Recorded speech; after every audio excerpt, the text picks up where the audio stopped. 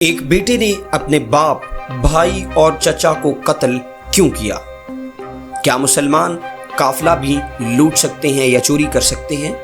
اس video کے اندر ہم جنگ بدر کے بارے میں جانیں گے کہ جنگ بدر میں کیا ہوا تھا اور مسلمانوں کو کیسی فتح نصیب ہوئی تھی۔ واقعہ کچھ ایسے شروع ہوا کہ ابو سفیان شام سے ایک قافلہ جس میں 50,000 سونے کے سکے اور ہر قسم کا مال موجود تھا لے کر مکہ جا رہا تھا، یعنی شام سے مکہ جا رہا تھا۔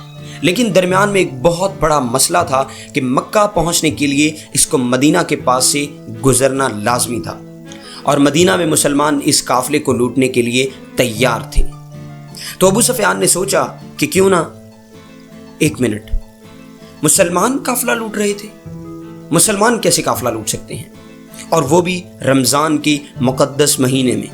بات یہ ہے، اصل میں بدر کی جنگ سے 1 سال پہلے جب مسلمان مکہ سے ہجرت کر کے مدینہ گئے تھے تو وہ اپنے ساتھ کچھ بھی لے کر نہیں گئے تھے سوائے ان کپڑوں کے جو انہوں نے پہنے ہوئے تھے۔ مکہ والوں نے ان کو غصہ دلانے کے لیے ان کی ساری چیزیں، زمینیں، گھر، سب کچھ بیچ دیا تھا، اور یہ وہ قافلہ تھا جس میں بہت سارا سامان وہ تھا جو مکہ کے مسلمانوں سے لوٹا گیا تھا۔ تو مسلمان لوٹ نہیں رہے تھے بلکہ اپنے سے لوٹے ہوئے سامان کا بدلہ لے رہے تھے۔ ابو سفیان اس قافلے کا ہیڈ اس ٹینشن میں تھا کہ اگر وہ اس راستے سے گیا تو مسلمان تو اس کو نہیں چھوڑیں گے، تو اس نے اپنا راستہ بدل لیا اور مکہ ایک خط بھجوایا کہ مکہ والے فل سپیڈ اس قافلے کی مدد کے لیے پہنچے۔ تو وہ بندہ جیسے ہی مکہ پہنچا اس نے کعبہ کے پاس جا کر اپنے اونٹ کے کان اور ناک کاٹ دیے اور اپنے کپڑے پھاڑ کر زور زور سے مدد کے لیے چیخنے لگا۔ یہ اس زمانے میں ان کا ایمرجنسی دکھانے کا ایک رواج تھا۔ مسلمان اس قافلے کو روکنے کے لیے نکل چکے تھے۔ اس وقت ایک رواج ہوا کرتا تھا کہ ایک قاصد قافلے کو آگے کی خبر دینے کے لیے قافلے سے کافی آگے ہوا کرتا تھا۔ اس قاصد کا سامنا ابو جہل سے ہوا۔ ابو جہل نے اس قاصد سے پوچھا کیا تیاری ہے مسلمانوں کی؟ اس قاصد نے کہا کوئی 313 لوگ ہوں گے۔ ابو جہل نے پوچھا کتنے گھوڑے ہیں؟ تو اس بندے نے کہا کوئی 2 گھوڑے ہوں گے۔ ابو جہل نے کہا ہم 100 گھوڑے لے کے جائیں گے۔ پھر اس نے پوچھا مسلمانوں کی فوج میں اونٹ کتنے ہیں؟ اس نے کہا کوئی 70 اونٹ ہوں گے۔ ابو سفیان کا قافلہ مین روڈ کو چھوڑ کر کسی اور راستے سے نکلا اور مسلمانوں کی فوج سے بچ کر بھاگ گیا۔ تو اب لڑائی کی کوئی ضرورت نہیں تھی کیونکہ قافلہ تو بچ گیا تھا۔ لیکن ابو جہل نے کہا کہ اب اگر قافلہ بچ بھی جائے ہم ان مسلمانوں کو نہیں چھوڑیں گے، کیونکہ ان کے ایک ایک بندے کو مارنے کے لیے ہمارے پاس 3 لوگ موجود ہیں۔ محمد صلی اللہ علیہ وسلم نے اپنی فوج کو بدر کے پہلے کونے کے پاس جا کر پڑاؤ ڈالنے کا حکم دیا۔ تو ایک صحابی نے آ کر پوچھا یا رسول اللہ صلی اللہ علیہ وسلم، یہ جگہ آپ نے اللہ کے کہنے پر چوز کی ہے یا مشورے سے؟ تو آپ صلی اللہ علیہ وسلم نے فرمایا کہ یہ تو ہم نے اپنے مشورے سے چوز کی ہے۔ اس صحابی نے مشورہ دیا اگر ہم آگے جا کر پڑاؤ ڈالیں تو وہاں پانی بھی زیادہ ہے اور ہم دشمنوں کو ان کنووں پر قبضہ کرنے سے بھی روک سکیں گے۔ آپ صلی اللہ علیہ وسلم کو اس کا مشورہ بہت پسند آیا اور پوری فوج آدھی رات کو اس جگہ سے اس جگہ پر شفٹ ہو گئی۔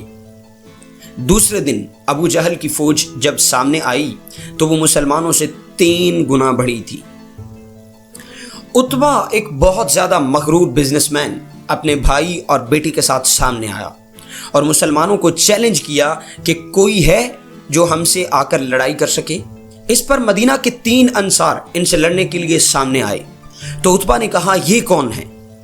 ہم نے اپنے بھائیوں کے سر کاٹنے ہیں جنہوں نے اپنے باپ داداؤں کے دین سے بغاوت کی ہے۔ حضرت علی، حضرت عبیدہ اور حضرت حمزہ رضی اللہ تعالیٰ عنہ، یہ 3 صحابی سامنے آئے اور لڑائی شروع ہو گئی۔ حضرت عبیدہ زخمی ہوئے لیکن عتبہ، اس کا بھائی اور اس کا بیٹا تینوں مارے گئے۔ عتبہ کا بیٹا حذیفہ جو کہ مسلمانوں کی فوج میں تھا، اس کے سامنے ہی اس کے باپ، بھائی اور چچا کو مار دیا گیا، لیکن اس نے مسلمان قافلے کو نہیں چھوڑا، وہ مسلمان فوج میں ہی رہا۔ مسلمانوں کو پتا تھا کہ دشمن کے مقابلے میں ان کی فوج بہت بڑی ہے، تو انہوں نے دی ڈیفینسو اسٹریٹجی اختیار کی کہ ہم اپنی جگہ سے نہیں ہلیں گے، تم لوگ آؤ اور حملہ کرو۔ اسی کے ساتھ ابو جہل نے فل فلیج حملے کا حکم دیا، کیونکہ اس کا خیال تھا کہ 2 منٹ ہے، ان کا کام تمام کر کے چلتے ہیں۔ لیکن ایسا نہیں ہوا۔ آہستہ آہستہ ہر ایک مسلمان کے سامنے کافر آنے لگے اور کافروں کی فوج پیچھے ہٹتی رہی۔ اسی دوران مسلمانوں نے اپنی صفوں کو بدلا اور فریش لوگوں کو سامنے لا کر کھڑا کر دیا۔ ابو جہل نے دوبارہ فل فلیج حملے کا حکم دیا، لیکن پھر وہی ہوا اور کافر فوج پیچھے ہٹنے لگی۔ لیکن اس بار مسلمانوں نے ان پر حملہ کر دیا اور کافروں کی فوج بدر کو چھوڑ کر ہر طرف بھاگنے لگی۔ ابو جہل مارا گیا اور کئی دوسرے بڑے سردار جنگ بدر میں مارے گئے۔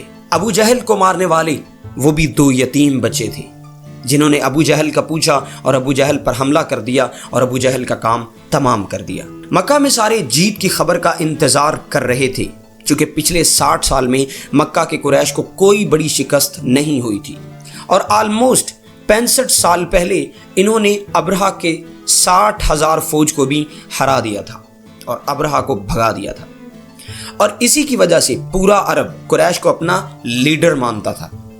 لیکن اب مکہ کے قریش صرف 313 لوگوں سے ہار گئے تھے۔ پہلے جو لوگ جنگ سے بھاگ کر مکہ پہنچے تو ان کی بات پر کسی نے یقین ہی نہیں کیا کہ ایسا ہو ہی نہیں سکتا کہ ہم جنگ ہار گئے ہوں۔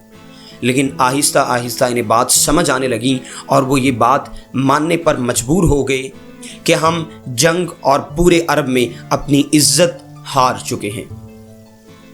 ایک مشہور ویسٹرن ہسٹورین لکھتے ہیں کہ جنگ بدر سے پہلے عرب محمد کو ایک کمزور آدمی سمجھا کرتے تھے، جس کو اپنے ہی لوگوں نے نکال دیا تھا اور وہ دوسروں سے مدد مانگتا پھرتا۔ لیکن جنگ بدر کے بعد محمد صلی اللہ علیہ وسلم ایک بادشاہ اور ملٹری جینیس کے طور پر پورے عرب میں مشہور ہو گئیں، کیونکہ انہوں نے اپنے سے 3 گنا بڑی فوج کو ہرا دیا تھا۔